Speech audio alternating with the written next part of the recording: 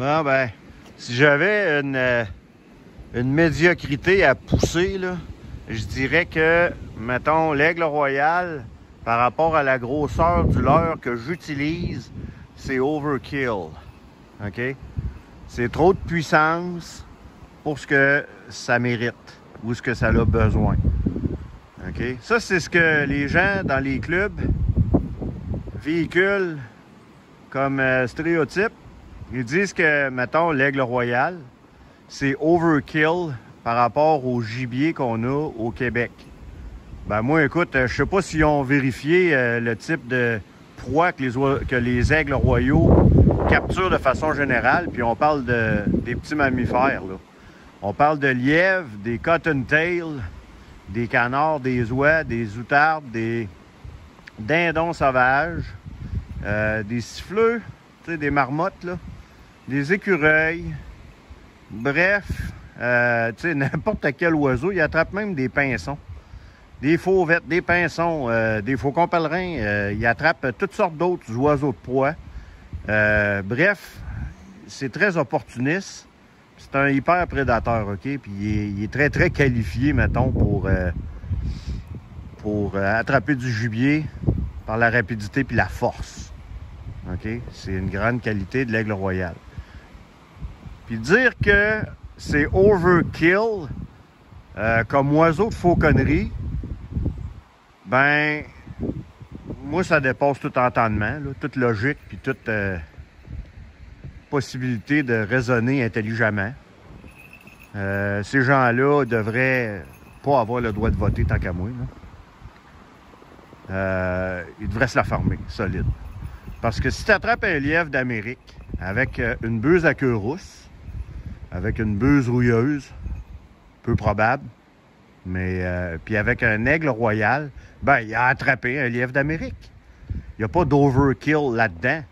On parle pas de prendre une .50 pour aller à la chasse à l'écureuil, là. OK? Bon, on peut pas comparer ça là, avec l'overkill. On entend ça souvent avec des armes à feu, là. Puis encore, tu sais, je veux dire, c'est une autre aberration tant qu'à moi, là. Si tu tires dans le vital, tu as capturé ton gibier, puis tu es capable de le consommer, ben la job est faite, là. Il n'y a pas d'overkill là-dedans. Surtout si tu es un bon tireur, tu as une bonne habileté avec ton arme à feu, que tu la connais bien. Mais tu sais, avec un oiseau de proie, on pourrait même pas tenir le même dialogue. Il n'est pas question d'avoir d'overkill. C'est même pas concevable que quelqu'un pense comme ça. Puis imaginez-vous, là, ça, c'est les gens là, qui sont dans vos associations, qui gouvernent dans vos associations, puis qui vous jouent dans la tête avec des stupidités pareilles. Ils peuvent bien tous avoir des buses de Harris ou des cresserelles. Si on rendit que des cresserelles à cette heure, pareil comme si c'était la découverte, toute chose, qu'une cresserelle était un oiseau de fauconnerie. Oui, c'en est un, mais c'est peut-être du underkill quand tu veux chasser le pigeon ou les étourneaux ou les ménates. OK? On pourrait dire que c'est du underkill. Mais si la cresserelle réussit à attraper un étourneau, c'est-tu underkill ou il a juste fait sa job, c'est correct, là? Mais c'est la même affaire pour l'Aigle Royal avec le petit gibier, là. Fait qu'heureusement qu'on a l'Ontario qui nous permet de chasser avec l'Aigle Royal sur le petit gibier, puis depuis quelques années, le dindon sauvage. OK? Fait qu'encore une fois, l'idiocratie, la médiocrité de ce qui se passe dans la province de Québec, moi, je suis sur le bord de crisser le camp d'ici, là. Je suis plus capable. À un moment donné, là, quand c'est rendu stupide de même, là, je peux même pas concevoir. Oui, OK, c'est stupide. Il y a de la stupidité qui va se passer ailleurs. Je comprends. Mais ici, on dirait que c'est dans tous les domaines, puis ça dépasse les bornes, là. Ça dépasse. Il n'y a pas de frontières. Il n'y a plus de limite à la stupidité, à des commentaires ridicules comme ça. Un aigle royal, c'est pas overkill quand tu chasses avec. Tu attrapes ton gibier ou tu ne l'attrapes pas. OK? Peu importe l'espèce d'oiseau de proie. Vous ferez remarquer, là, il y a 37 espèces d'oiseaux de proie qui sont utilisées en fauconnerie de par le monde. Il y en a une trentaine qui sont un peu plus utilisées, puis la moitié de ça qui sont populaires. OK? Puis l'aigle royal, ben, il en fait partie. C'est sûr que c'est pas tout le monde qui vont prendre un aigle royal parce que la majorité ils ont peur de ça. OK? Fait que c'est une belle façon de démoniser puis de justifier que on ne pousse pas, on n'approuve pas la chasse avec les aigles royaux, OK? Quand on est un pissou, quand on est un peureux. C'est sûr que si t'as peur de ta buse à queue rousse ou de ton épervier de Cooper, tu peux t'imaginer le pire avec un aigle royal, c'est sûr. Puis je comprends. Puis si vous n'êtes pas trop fauconnier, ben, vous ferez jamais rien de bon, là. Ça va toujours être très pénible pour vous, puis vous allez avoir peur de tout, puis... fait que c'est ça. Mais pourtant, moi, c'est des centaines de gens qui sont venus ici au cours des dernières années, là. Je te dirais depuis 2014 avec les aigles, mais de façon plus intense avec les royaux, là, je te dirais 2018. Que je fais manipuler tous mes aigles par les gens qui viennent ici. C'est des gens qui connaissent absolument rien, là.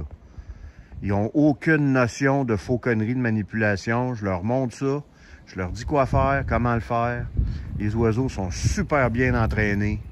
Puis, tu sais, ça se passe très bien. Les gens n'ont pas peur. Puis même ceux qui avaient des phobies, ils n'en ont plus quand ils sortent d'ici. Parce qu'ils comprennent. Puis parce qu'ils voient que les oiseaux, quand c'est bien entraîné, c'est parfait, il n'y a pas de problème. Je veux dire, c'est ça, là. Je veux dire, si vous n'êtes pas capable de vous rendre jusque-là, Chris, arrêtez de vous appeler des fauconniers parce que vous ne l'êtes pas. Tant qu'à moi, vous êtes des imposteurs. Puis il y en a beaucoup de ça dans la province de Québec, des imposteurs. Tu sais, des poseurs qu'ils appellent, là.